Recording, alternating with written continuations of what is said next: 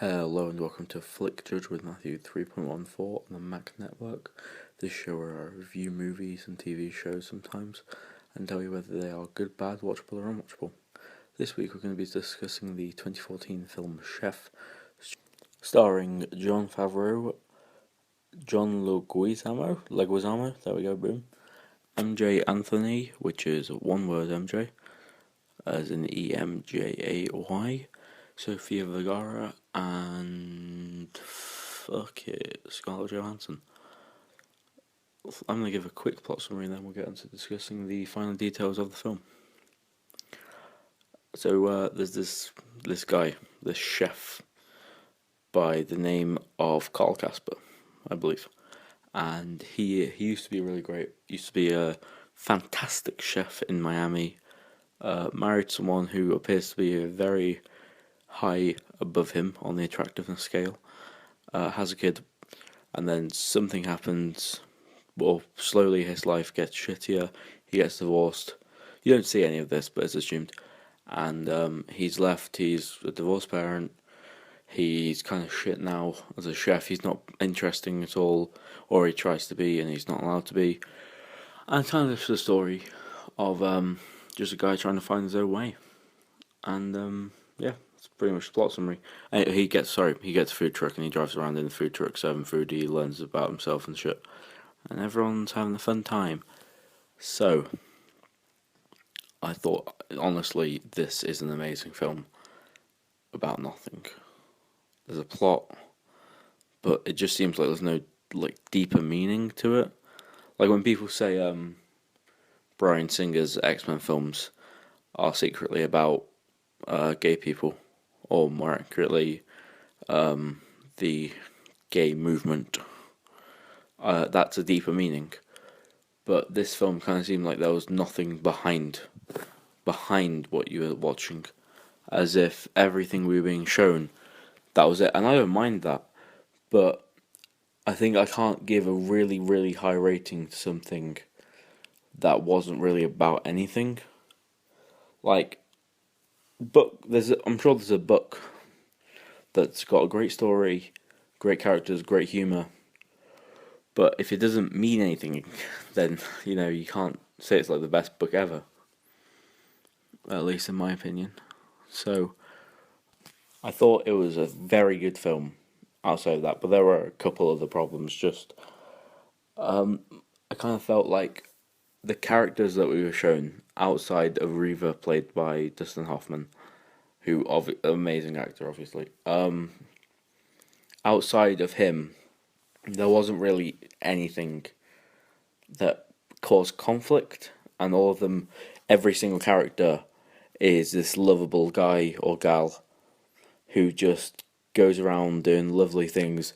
Like Jon Favreau gets divorced, and that's why his wife is really happy and really nice to him, and his all of his employees who work for him, obviously, they're all really nice and want him to be successful and just love him, and they're willing to quit their jobs for him and shit like that.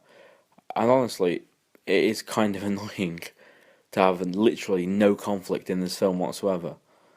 That outside of the emotional conflict of Carl Casper, there is nothing whatsoever. There's actually real conflict.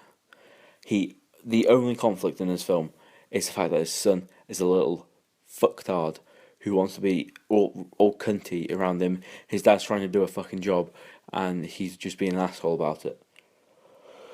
So yeah, I hate that fucking kid.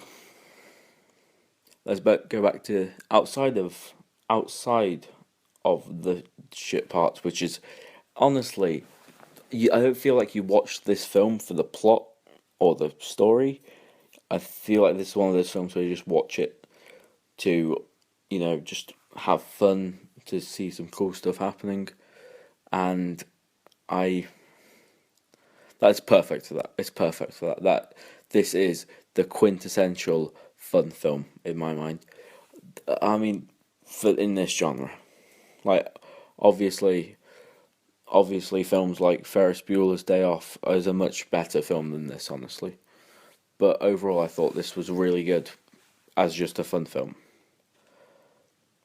the characters were well played. I especially liked John Leguizamo's character. I thought he did a fantastic job of just being this fun, likable guy. I think honestly, John Favreau is the only person in this film who does any real fucking acting. When John Favreau is going bloody mental at this food critic, it is great. It's the only real acting I saw in this film, and it was amazing. So, I don't really think there honestly isn't that much to talk about with this film, because there's not that much that's happening. Cinematography is great. I loved seeing all of these places around America. Obviously, it was only the southern parts. They went Florida. They went to Florida and then to Louisiana, in New Orleans and Louisiana. They were in Texas, and then they were in California, which means, 4 locations across like several. I think it's like it's not several, but it's like a month's drive, I think. So I feel like they set up this story of the food truck, and here's my biggest problem with this film: the story of the food truck should be the main part of the film, and it seems like that when you think back to it. But while I watched it recently, obviously, and I noticed it's like 55 minutes in that they actually start talking about this food truck. And I feel like in an hour and 48-ish minute film, then you can't waste 55 minutes with the setup to the plot.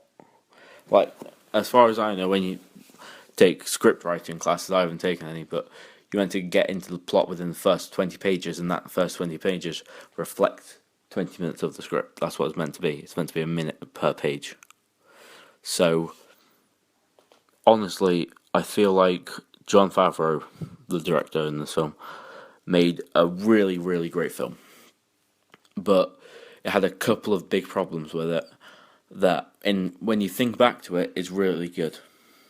It's really good when you think back to it, because you forget about these problems. You forget about the story being relatively meaningless. You forget about all the characters not having any real personality. They do have, but storylines, I guess, outside of Carl Casper and his son, no real storylines. You don't have any real conflict outside of Carl Casper and his son. And while, yeah, you can base conflict on 2 characters, I'm sure there are many films that have done that. But the problem is when you have all this conflict and you only base it around these 2 characters, and the conflict is honestly not good. I was going to say shit. It's not good, this conflict. So I'm trying to do this review without spoilers, by the way. That's why I'm not saying everything about it. So, yeah, that's my review. I would say, I can't remember what I rated the other films as, so I'm going to give this an 8.7. And as a result, it probably ranks below A Knight's Tale. I said A Knight's Tale was a 8.7 or 87 out of 10/100. But I would say, even though I'm giving this the same rating, The Knight's Tale had a much better story, better acting and characters conflict. So this is an 8.7. It's the second best film I've reviewed. This has been Matthew 3.14 reviewing Chef on Flick Judge. Please leave a like and subscribe if you enjoyed it. I'm gonna be back with more content. We're gonna have TV trippers coming back each week, reviewing Game of Thrones. Once Game of Thrones ended, probably TV shows and stuff like that. I hope you enjoyed this review. I hope you'll come back next time. Goodbye and have a great tomorrow.